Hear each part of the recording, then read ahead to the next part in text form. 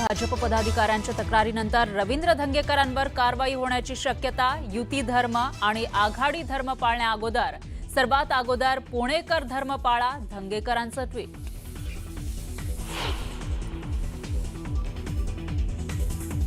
आगामी पालिका निवडणुकीमध्ये सत्ताधाऱ्यांमध्ये रंगणार सामना। पिंपरीत भाजपचा स्वबळाचा नारा तर ठाण्यामध्ये भाजप करणार पडताळणी।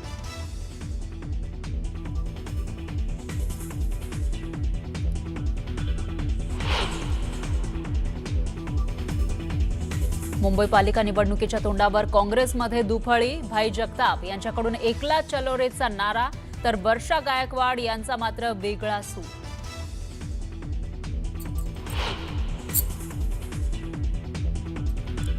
राज ठाकरेंच्या आई मधुवंती ठाकरेंचा आज वाढदिवस। वाढदिवसाच्या शुभेच्छा देण्यासाठी उद्धव ठाकरे शिवतीर्थवर।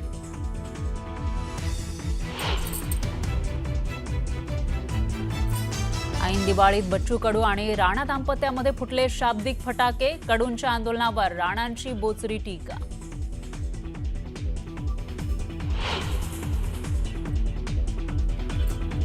मनसेच्या दीपोत्सवावर महाराष्ट्र पर्यटन विभागाची जाहिरात। राज ठाकरेंचा नामोल्लेख टाळल्यानं मनसेचा आक्षेप।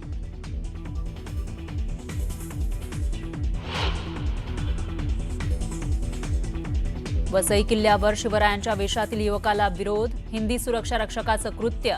मराठी येत नसल्याचं सांगत दाखवला माज।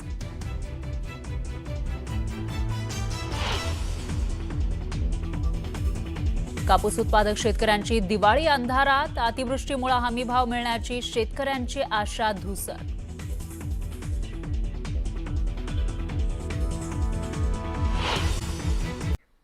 यानंतर कोणत्या महापालिकेत कोणाचं किती पक्षीय बलाबल आहे हे देखील जाणून घेणं फार महत्त्वाचं राहणार आहे।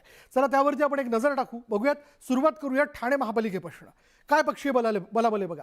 शिवसेना 79 नगरसेवक, भाजप 24 नगरसेवक आणि राष्ट्रवादी काँग्रेस 9 नगरसेवक। त्याचबरोबर राष्ट्रवादी काँग्रेस शरद पवार गट 11 नगरसेवक, शिवसेना उभाटा 3 नगरसेवक, काँग्रेसचे 3 नगरसेवक आणि एमआयएमचे 2 नगरसेवक ठाणे महापालिकेमध्ये आहेत। म्हणजे अर्थात आता तिथे प्रशासक असला तरी हे एकूण पक्षीय बलाबल आहे। यानंतर नजर टाकूयात पिंपरी चिंचवड महानगरपालिकेमध्ये कशा पद्धतीने पक्षीय बलाबल राहिलेलं आहे बघूयात। मोठी महापालिका यामध्ये आपण जर पाहिलं तर तिथली देखील आकडेवारी आपण जाणून घेणार आहोत। पण याच विषयी आपण बोलणार आहोत। आमचे प्रतिनिधी गोविंद वाकडे आता क्षणाला आपल्या बरोबर आहेत। गोविंद, प्रत्येक ठिकाणी आता स्वबळाचा नारा जो आहे तो दिला जातोय। अशा वेळी जर लक्षात घेतलं तर पिंपरी चिंचवडमध्ये नेमकं काय घडू शकतं? म्हणजे भाजप तिथं स्वबळाचा नारा देतंय, काय घडामोडी घडतात? विशाल, खरं तर यासाठी फ्लॅशबॅक मध्ये जावं लागेल। 2017ला जी महानगरपालिकेची निवडणूक पार पडली होती त्यामध्ये पूर्ण बहुमत भाजपला मिळालं होतं। त्यानंतर 2019ला पार्थ पवार, अजित पवारांचे जे पुत्र आहेत लोकसभेला, त्यांना देखील इकडच्या मतदारांनी नाकारलं। आणि आता जी विधानसभा झाली तिथे देखील सगळीकडे जे उमेदवार होते राष्ट्रवादीचे तिथेही नाकारल्याचं चित्र आहे। त्यामुळे केंद्रात, राज्यात आणि महापालिकेवर प्राबल्य राहिलेलं आहे। 2017ला जी निवडणूक झाली होती त्यामध्ये 77 जागांवर भाजपची एक हाती सत्ता या महानगरपालिकेवर आली होती आणि तेव्हापासून प्रयत्न चालले होते राष्ट्रवादीचे। मागील काही महिन्यांपासून आपण बघतोय की अजित पवार सातत्याने या शहराचा दौरा करता आहेत आणि त्यामुळेच त्यांनी ही निवडणूक, म्हणजे आगामी निवडणूक जी आहे ती प्रचंड प्रतिष्ठेची केलेली आहे। शक्यता हीच होती की दोघेही आमने सामने लढतील, मात्र कोंडी अशी आहे इथे की भाजपच्या या सगळ्या कार्यकाळात, म्हणजे जो 2017 नंतरचा कार्यकाळ होता सत्तेचा महापालिकेवरचा, त्या काळात झालेले अनेक प्रकरणं आणि त्यानंतर खास करून मागच्या 3 वर्षात जो कधी नाही एवढी मोठी भ्रष्टाचाराची प्रकरणं या महानगरपालिकेच्या विविध प्रकल्पामध्ये समोर आली। मात्र या सगळ्याला राष्ट्रवादीची मुख्य समिती होती का? जर वेगवेगळ्या पद्धतीनं लढायचं असेल तर काय नेमका प्रचार करायचा? कारण की सत्तेमध्ये दोन्ही ठिकाणी राष्ट्रवादी ही भाजप बरोबर आहे आणि ही कोंडी नक्कीच होती। 2017ची जी प्रभाग रचना आहे तीच प्रभाग रचना यावेळेसही कायम ठेवल्या गेलेली आहे। थोडाफार एक ठिकाणी बदल झालाय तेवढंच, आणि ती 2017ची जी प्रभाग रचना होती ती भाजपच्या पथ्यावर पडणारी होती। त्यामुळे पुन्हा एकदा तीच प्रभाग रचना असेल तर यावेळेसही भाजपला तिचा फायदा होईल। अशा वेळेस कुणीही त्याला हरकत घेतली नाही. त्यामुळे राष्ट्रवादीने सपशेल गुडघे आधीच टेकले का निवडणुकीच्या, अशी एक चर्चा राजकीय वर्तुळामध्ये सुरू आहे. दुसरीकडे जर बघायला गेले तर थोड्या वेळापूर्वीच आपण या शहराचे राष्ट्रवादीचे जे शहराध्यक्ष आहेत योगेश बल, त्यांनी असं वक्तव्य केले होते की भाजप जर आपल्याला 55-60 जागा देईल, हे अत्यंत वादग्रस्त विधान आहे की इतक्या कमी जागावर देखील ते भाजपच्या युतीसोबत लढायला तयार होते.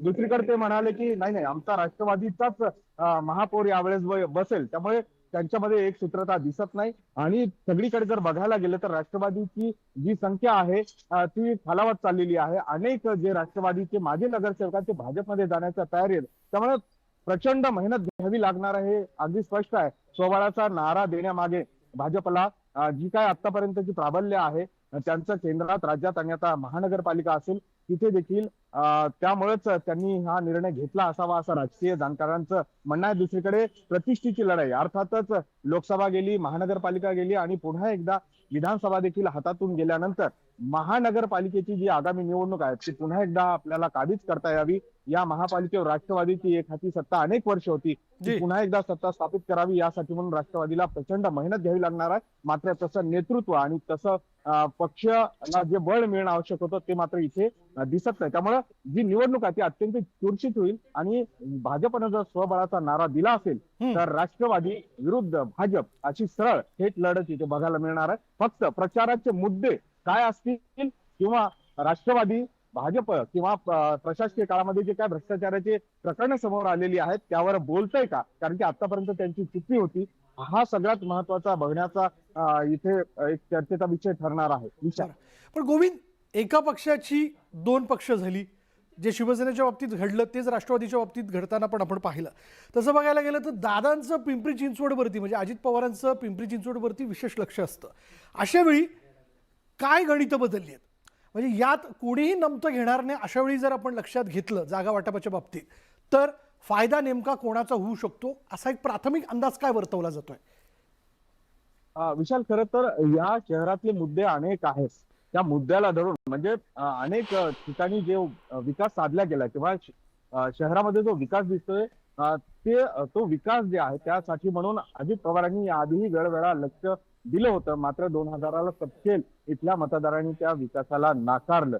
त्याची एक खंत सल अजित पवारांच्या मनामध्ये आहे. त्यानंतर लोकसभाही असेल, विधानसभाही असेल, सातत्याने जो कौल आहे तो भाजपला जातो आहे. या मागची कारणच ही आहेत की जी भाजपचं इथं प्राबल्य वाढ बरोबर आहे. पण आता जनताच ठरवेल की जनतेचा कौल नेमका कोणाच्या बाजूने आहे. पाहूया.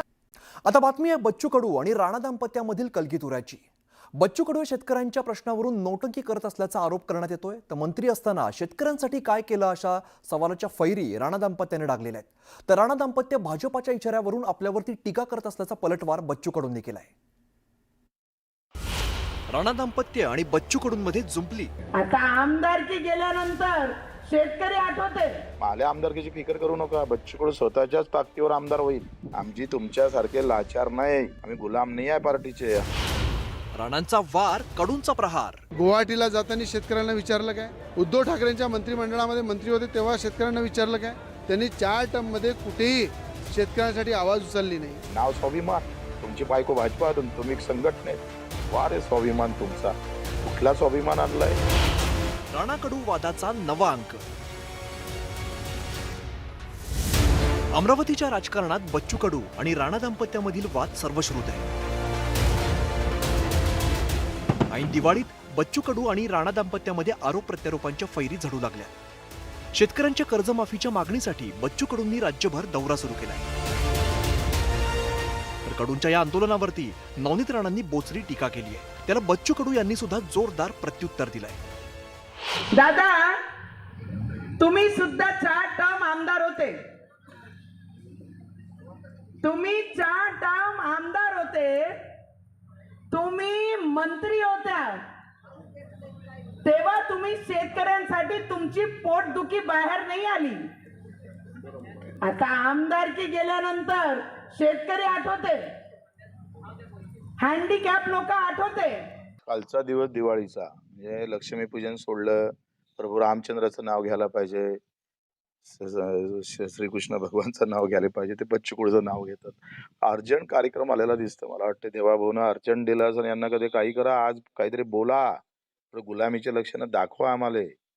आणि मग त्या गुलामीतून ते बोललेले आहे. वरचा कार्यक्रम आल्याबरोबर मला वाटते फॅक्स गिक्स काहीतरी टेलिग्रामवर काही फोन आला असेल आणि लगेच ते लक्ष्मीपूजन इतकं महत्वाचा सण सोडून बच्चू कडू आठवलं त्याला, याचंच नवल वाटतं. आणि सगळ्यात महत्वाचं आहे का राहिल्या आमच्या आमदारकीचं तुमच्यासारखे लाचार थोडे आहे. बच्चू कडू हे मविया सरकारच्या काळात मंत्री होते. गेल्या वर्षीच्या विधानसभा निवडणुकीत बच्चू कडूंना पराभव स्वीकारावा लागला. पण आता त्यांनी शेतकऱ्यांच्या प्रश्नासाठी आंदोलनाचा मार्ग चोखाळलाय. त्यावरून राणा आणि कडूंमध्ये वादाची ठिणगी पडली आहे. मला जे माहीत आहे ते एकनाथ शिंदे साहेबांना भेटले. त्यांनी म्हटलं की मी आंदोलन थांबवतो, मला MLC द्या, मला कुठंतरी राजकीय पुनर्वसन माझं करा, कुठंतरी मला पद द्या. अशा प्रकारचं कमिटमेंट जर आम्हाला हे सरकार करत असेल तर मी आंदोलन हे शेतकऱ्यासाठी मांडलेलं सोंग बंद करायला तयार आहे. अशा प्रकारचं नेहमीप्रमाणे ब्लॅकमेल सरकारला करण्याची त्यांनी पाऊल उचललेलं आहे. आमचा फोटो छापला होता तुम्ही पाठिंबा घेऊन, आणि नंतर बदलले अधिक. मग राष्ट्रवादी काँग्रेसचा पाठिंबा घेतला, आता भाजपचा पाठिंबा घेऊन फिरताय. ही लाचारी इतकी. नाव स्वाभिमान, तुमची बायको भाजपात, तुम्ही संघटनेत. वा रे स्वाभिमान तुमचा. कुठला स्वाभिमान आणलाय? कुठल्या देशातला स्वाभिमान आहे? या कुठल्या मातीतला आहे? माझ्या आमदारकीची फिकर करू नका. बच्चू कडू स्वतःच्याच ताकदीवर आमदार होईल. आमची तुमच्यासारखे लाचार नाही. हमें गुलाम नहीं है पार्टी से, हम गुलाम रहेंगे किसान और मजदूर और हमारे दिव्यांग भाई के. आपके नहीं हो सकते, हम कोई पार्टी के गुलाम नहीं हो सकते. अमरावतीच्या राजकारणानंतर राणा दाम्पत्य आणि बच्चू कडूंमधील या वार पलटवाराची मालिका पोहोचली ती थेट ठाकरे बंधूंपर्यंत. गेल्या काही दिवसांपासून राज आणि उद्धव ठाकरे एकत्र येण्याची चर्चा सुरू आहे. यावरती नवनीत राणा यांनी टीकास्त्र टाकलंय.